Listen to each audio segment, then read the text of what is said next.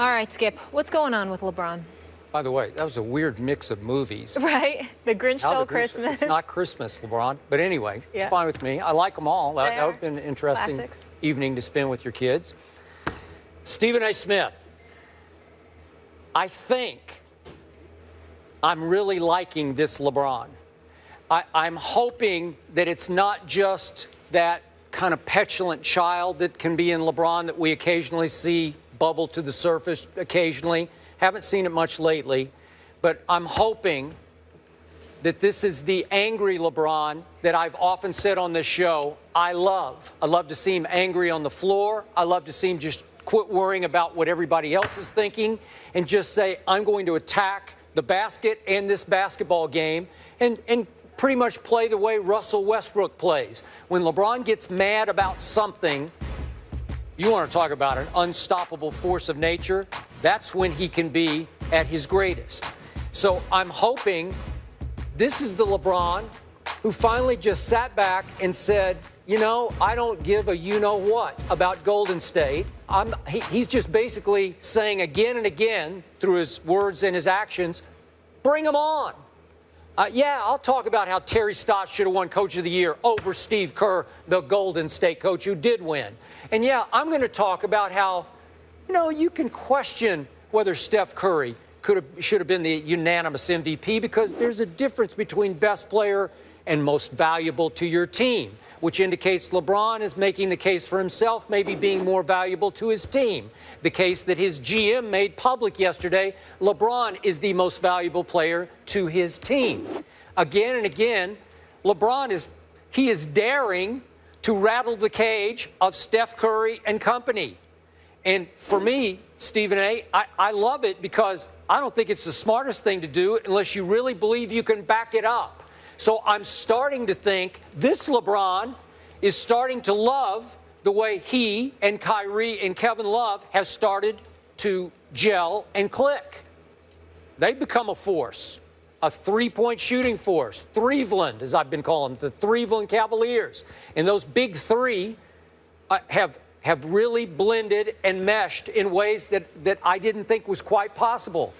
Love watching them, and I think LeBron is loving playing with them and thinks that he finally has the supporting cast. He obviously didn't have because of injuries in the finals, but finally he has one that he can trust around him.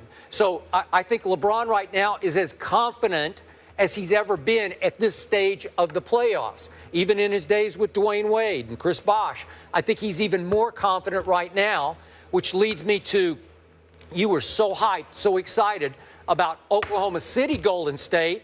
And for me, this is the one. The epic one is this one.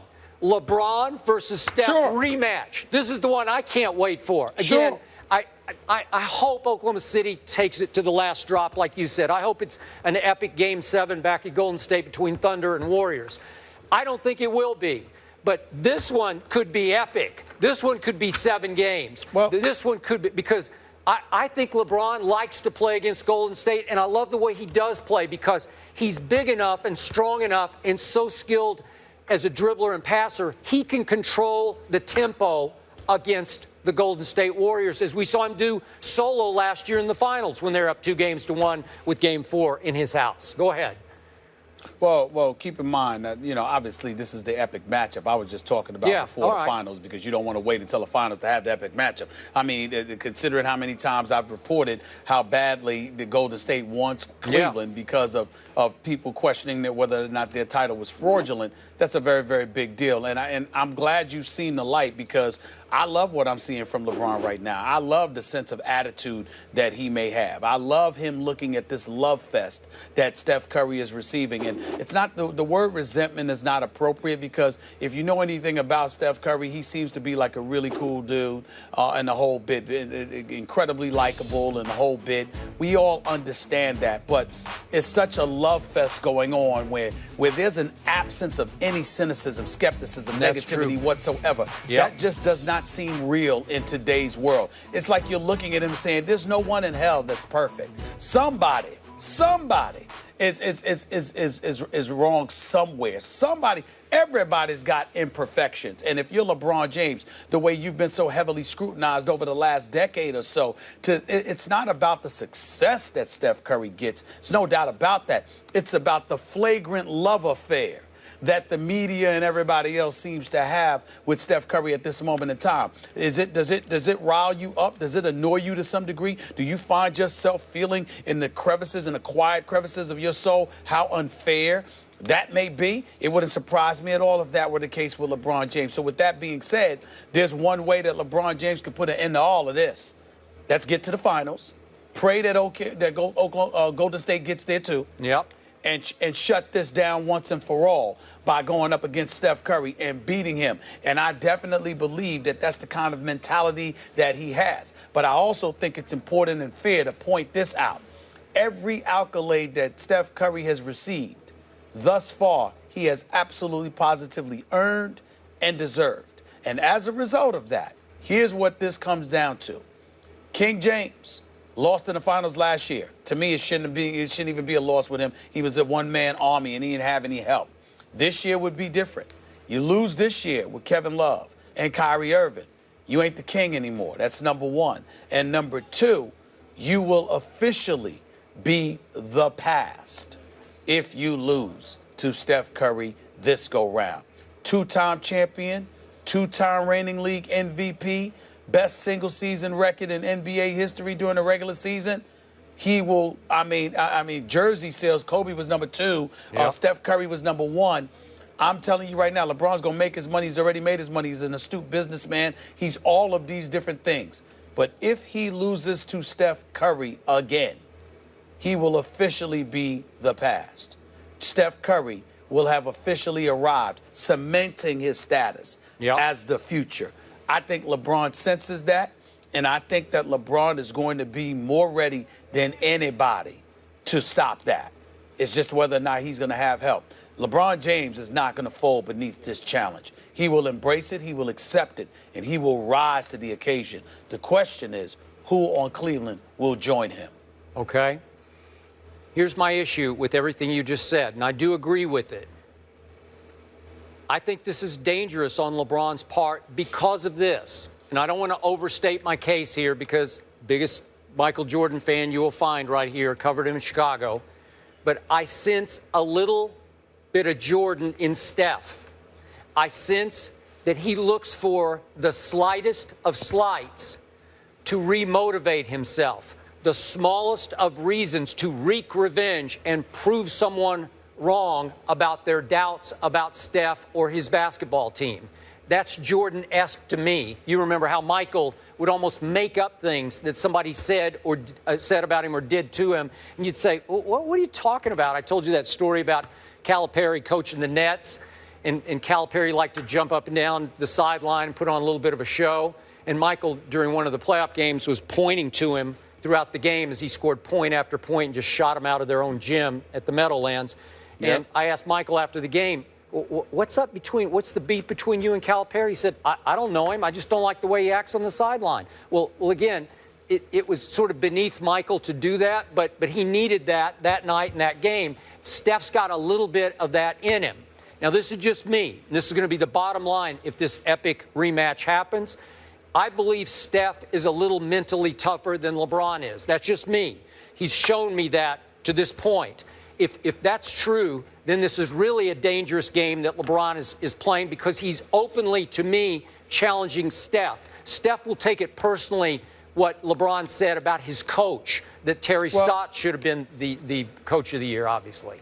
I doubt that. I doubt that part. I think Steph Curry has enough to take personal with the personal challenges that are going to come in his direction. Let's make sure we understand here. We can't count out OKC. Coach OKC is going to have something to say about this. They're not going away. And Steph Curry's going to deserve all the credit in the world. In order for him to win this championship, I would say James Harden, but he was out for most of that series. But then you're talking about him going up against Damian Lillard, then from Damian Lillard, to Russell Westbrook and Kevin Durant, to LeBron. If he wins the title this year, that would be his likely path to success. If he pulls it off, it's undeniable everything that you're saying will ring true. But if there's anybody that can question what you got inside your chest when it really counts, it's the combination of Kevin Durant and Russell Westbrook, and then in the aftermath of that, of course, LeBron. You don't know how much that could take out of Steph Curry potentially going up against KD and Russell Westbrook. So LeBron is going to be ready. He's going to be focused, and I think it would be stupid for anybody to harbor any level of negativity towards LeBron. This is what you want. When you're talking about a championship being on the line, you want these headlines, you want these storylines, you want the possible attitude, you want the antagonism, you want people ruffling one another's feathers. You want all of those side headlines to come into the equation, because those make the difference between champions and wannabes. And I love the fact that with Steph Curry being on this surreal run, LeBron James, figuratively speaking, has got his hands up like, excuse me, have you forgotten who I am? I hear you. I love it. And I hear love him. it. I think to me, that's LeBron James showing me that more than at any other time what a champion he is. Yep. Because that's how champions respond to that. Okay. That's how champions respond. Okay, question. Not to put you on the spot, but would you agree that Steph Curry is better than he was 1 year ago today?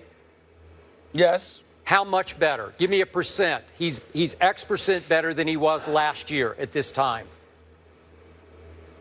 I think that he's about 40% better because now he's not trying to learn how to win. He knows how to win. Well, that's a lot. And I was going to go 20, and I thought that was high. No. I think it's about 40% from the percent. It has nothing to do with his game.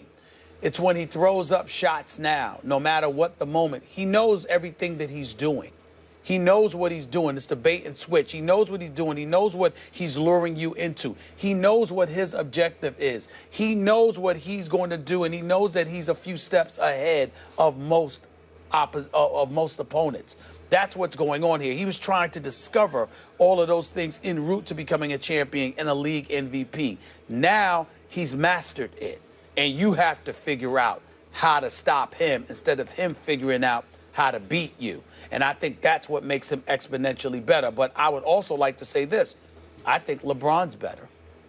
The numbers don't show it. No. But because Kevin Love and Kyrie Irving are there, and Tyronn Lue now is your coach instead of David Blatt, and J.R. Smith is more productive. J.R. Smith is shooting better from three. Yep. Kyrie Irving is shooting better from three. Kevin Love is shooting better from three. Now you're giving the ball to Channing Frye. So LeBron doesn't have to do as much as he did last year, and people are assuming because of numbers that he's not better. To me, he's actually better. He's smarter. He's more diplomatic in terms of how he uses and expends his energy. He knows when to take over, when to step back. He's a constant presence on both ends of the floor. And now he's got the attitude, because I think against Russell Westbrook or Kevin Durant, even though he would ball because he's after a championship, he's not nearly as inspired about the prospect of going up against them as he would be about going up against Steph Curry and Golden State. Not just because Golden State beat him, but because Steph Curry is getting all of this acclaim. And LeBron is like, wait a minute.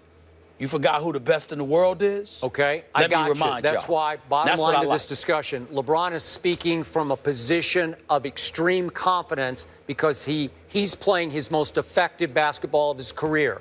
All-around game effective, with the coach that he believes in and a supporting cast he trusts at the highest level that he's ever trusted a supporting cast. I get all that, but I'm going to say it one more time. The MVP of last year's finals was Andre Iguodala. If the Golden State Warriors go back-to-back and win another title this year, Andre will not be the repeat MVP, I don't think. I'm pretty sure it will be Steph Curry. But you're saying that LeBron James is, he's focused, et cetera, et cetera. I'm saying to you, just like I said Golden State wants Cleveland, I get the feeling LeBron wants Golden State. Well, I do too. And I'm saying to you, we all the years we've looked at LeBron play, when have we, other than Boston, when have we seen an opponent that we can definitively say LeBron wants that guy. Yeah. That's what I'm seeing right now. I am too. And that's agree. why I can't wait. So let's just get this Western Conference thing over with. Let's just get on to the finals. Listen, you guys. No, because that's going 7. Yeah. But you Don't don't count need to out sell. OKC You guys are now. hype men right now. I don't know how excited you're getting everybody fired up. Not that we need to sell this, but seriously. Let's play. I'm not trying to sell it. I'm just being real about how I feel. I'm here for a reason. You're making us all salivate over here. It's going to be great. We're excited. Hey, speaking of great, will it be great up in Lambeau? Stephen A., that bad man, he's expected